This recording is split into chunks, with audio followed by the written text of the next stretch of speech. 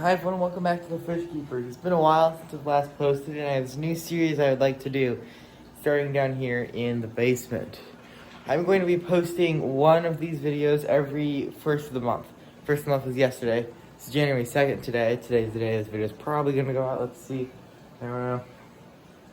And the first of every month, we will give you a complete tour of our fish room and our fishdom, right?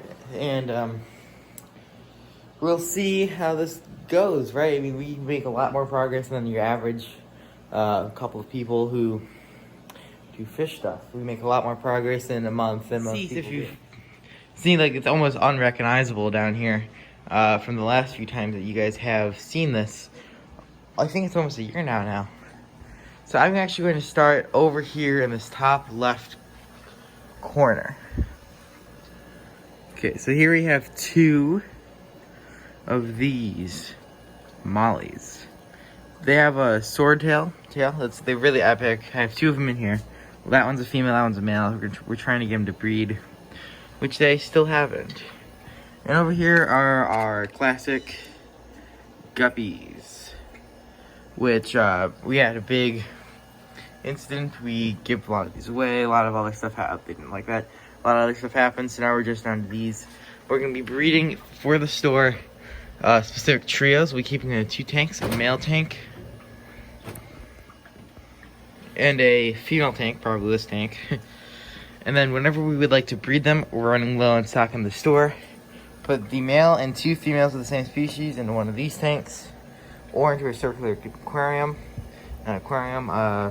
container, and we will do that.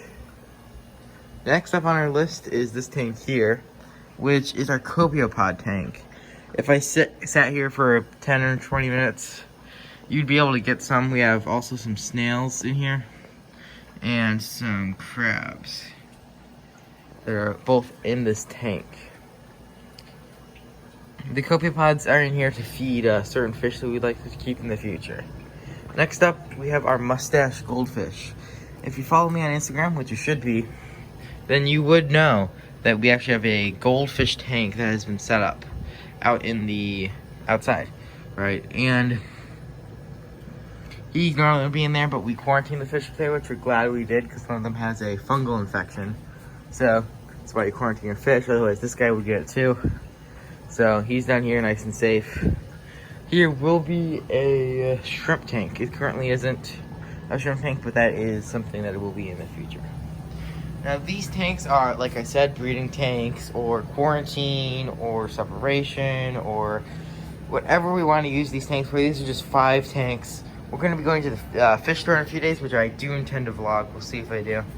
And we're going to be getting a bunch of stuff to fill up these tanks temporarily and then be moved into other parts of the room. Now we also installed this here pegboard, which is nowhere near as full as it's going to be. We have our nets, our scrubbers, and a plant kit. That is all that's on that wall, and there will never be anything else here. So we still have quite a lot of open space to walk around. And I just dropped a siphon. So next up is the 120-gallon aquarium. This aquarium is our biggest aquarium. We currently have a singular aquarium, of course. That over there is more gallons. Anyways. Is it? No, it's not. Bad math. Anyways. So this tank, we are going to hook up the CO2 very soon. We might do a video on that. We'll see. And these plants in the back are growing, and these plants over here are growing. These ones haven't been doing so well, neither of these. So this tank's doing like meh. And as you can see, there's, I don't know if you can see it in the camera, but in real life, there's a bit of a green tint to the tank. So we installed a UV filter, which is working at it pretty hard, and it is clearing up slowly but surely. Right next to it, we have our 29-gallon planted aquarium, which the plants are growing good. This plant here, when we got it, was actually almost an inch or 2 shorter, and that was only a month ago, so that's cool. These plants are growing good. We have this almost like a hang-on-the-back filter, but it's has all the benefits of a sump. So we have a plant in here that'll be growing. filter floss on both ends so that anything that goes, this is the first filter floss with the second, which would be almost nothing, but we still actually do clean that one quite a bit. And currently in this tank we have 2 tetras that were in this tank when it was upstairs, which, by the way, yeah, there's no more tank upstairs. And right next to it is the first salt, well, I guess not really because of the copepods, but this is the first saltwater tank I'm showing in this video. So we have a couple corals in here. I have no clue what they're called. Nobody knows what they're called, really. But we have these 2 green ones. That is a spreading coral. I want to try to get him on this whole rock. I think that'd be pretty cool. Here, this guy, actually, when we were moving corals out of this tank into the frag, he was under some rocks, so he stayed in here. He's actually almost doubled in size since we got him at our local fish store. There's also tons of crabs and snails in this tank. And the wrasse actually normally doesn't mind us being here, but maybe he's camera shy. But there is a carpenter's wrasse in here. You just have to trust me, there is one in here. We have this 75-gallon aquarium, which will be some type of large cichlid. I don't know exactly what it's going to be yet. We will see exactly what it will be in the future, but we just don't know yet. But we are thinking flowerhorn or Oscar are pretty high on the list. If you have any suggestions, leave them in the description below. And this one is ran out of sump. I didn't show the sump on the 120. I'll get back to that. And when this tank's light is, so to help prevent pH swings, this light, when this light's on, this light is off. When this light's on, this light's off.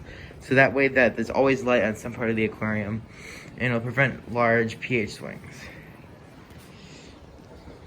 Okay, now over here on this desk, which isn't, definitely isn't clean, but is getting there, I guess, we have our frag tank, which has there's a pair of pair of clowns with a 6-line wrasse who is not, he's being very aggressive to them. We're going to try to get them the 2 clownfish to pair to this anemone, which is actually, this anemone is the new front picture on the Fish Keeper's website, which you should go check out. Links in the description. So this tank has this pair of frostbite clownfish. They do think I'm going to be feeding them, though. This wrasse is trying to keep them in this back corner, so that's not ideal, but hopefully we'll have a solution with that in the next month. Then here we have our much, like here's the larger frags, and they get smaller and smaller and smaller, except for this guy who got quite bigger since we put him in, anyways. And this guy also is growing onto the frag holder, so we're gonna have to be pretty cautious when we take him off. So that's gonna be a bit of a challenge, we'll see. And then these tanks will be going through random, well not random, just saltwater aquariums throughout the house. We have this one here, 20 there, and then there's also one in the hangar, which you will see. Turning this way, we have the 55-gallon aquarium, which hasn't changed too much since the last time you've seen it. We did lose an angel. These 2 are being quite territorial, and we don't know exactly what happened to him, but which is actually arguably a good sign. These 2 have paired, so they are a pair of angelfish. And we have 5 Danios in here and 1 rainbow. I would put more rainbows in here, but the thing is, we actually got that guy from Petco because there's like 1 or 2 Danios inside of a Petco aquarium, so we're just like, you know what, we'll just take them. And so we guess we help the Petco. Our Petco's actually pretty good with fish. They have a couple people there who really like the hobby, so that's cool. And one of the people who was not one of those people grabbed us this rainbow instead of Danio, so guess you get what you get, don't throw a fit, right? Now over here is another random table of stuff. Here's our CO2 getting ready to go. And I have currently set up 2 beta fish tanks. One with a light, one without a light. That doesn't really need a light. This one here will be the male or the female. This one here will be the male or the female. So we're gonna actually be breeding these betas. Well, betas aren't in there, but we're gonna be breeding 2 betas, one in here, one in here. Hold on, one. There'll be 1 beta in here, 1 beta in here. And we're going to be breeding them, and their fry will be, I'll keep a few probably, and the rest will be for sale. on the store at fishkeepers.com, link in the description.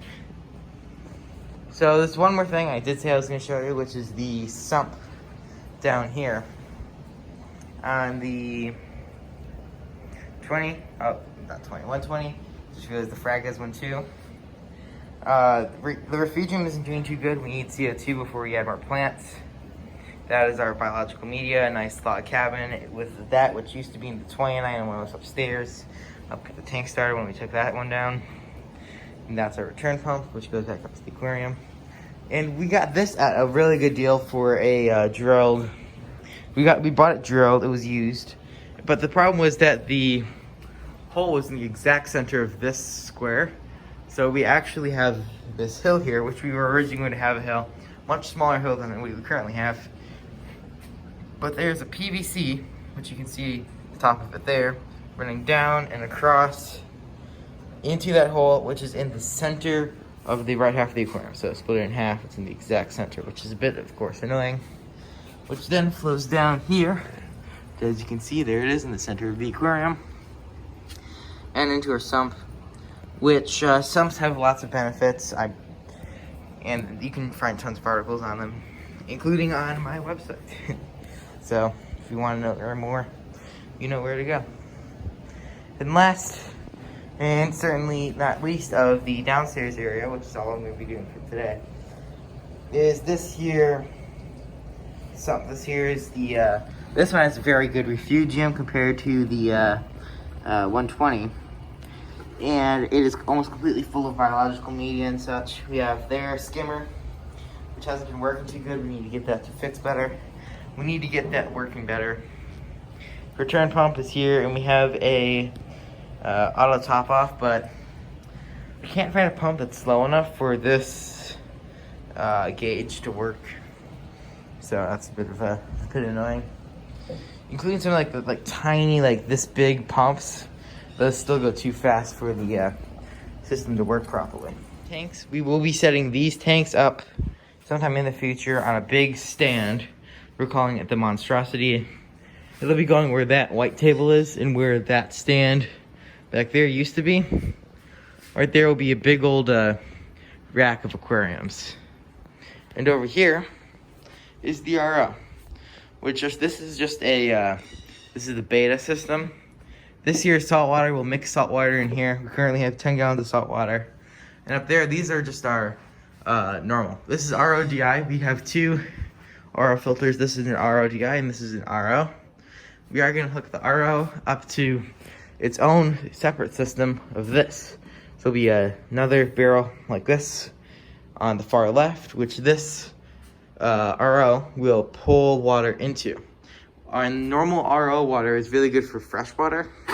No need to add too many chemicals back, or it's great. It's much better than your normal, just right out of the tap, of course. And well, here we have a well, not right out of the tap, anyways. And then so that will be one more barrel here, and one more barrel here, which will be this DI, RODI, coming down into this barrel that'll be here, and then we'll mix in the white powder. I'll show you what it is in the next clip. And then from here, there'll be also one more barrel down here, which will be another saltwater. Which will be, so this is where we'll mix the saltwater, this is where we'll get it. Might do the same for the, you'll see. I don't know, I can't remember what it's called. And, yeah, so this is going to be more of a utility area. Turning around, we're going to have another similar thing right here, where it's going to be a nice big old pillar up to barely touching the ceiling of, it'll be 6 20s, a 40, and a sump, which will be all saltwater. So that'll be our saltwater quarantine, because over there that's all currently freshwater. And then to mass storage fish, we're going to have these troughs. They're 38 gallons. I'm calling them troughs. They're more like totes. And I might be able to stand for them here eventually, and that's how we will be selling the fish out of, which you will be able to purchase on the online store. Pretty long video of me trying to explain everything that's down here since the last time you've seen it. And that's just downstairs. There's so many more fish tanks in this house. It's honestly great. So, thank you guys for watching this video. I do hope you enjoyed it. make sure to check out my website, www.thefishkeepers.com. And also check out my Instagram, Twitter, and Facebook, which are all linked in the description. Thank you so much for watching.